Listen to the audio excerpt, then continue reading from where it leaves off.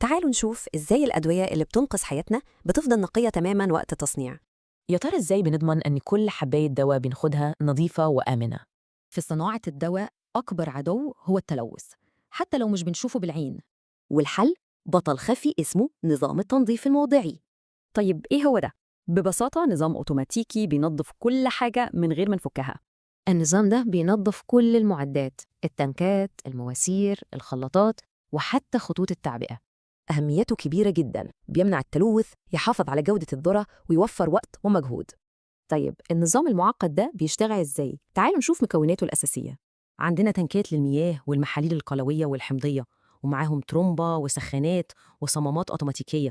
عملية التنظيف نفسها بتمر ب5 خطوات دقيقة جدا عشان النتيجة تكون مثالية. الخطوة الأولى شطف أولي بالمياه، ده بيشيل أي بقايا كبيرة لازقة في المعدات. بعدها غسيل قلوي سخن، ده مخصوص عشان يدوب أي دهون أو بروتينات.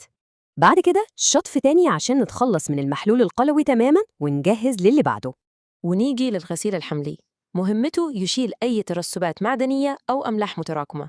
وفي الآخر شطف نهائي بمياه نقية، ده بيضمن نظافة وتعقيم كامل. بس طبعاً حتى أحسن الأنظمة ممكن يحصل فيها أعطال. تعالوا نشوف أشهرها. اللي يهمنا هنا إن مشكلة بسيطة زي انسداد ممكن تبوظ عملية التنظيف كلها.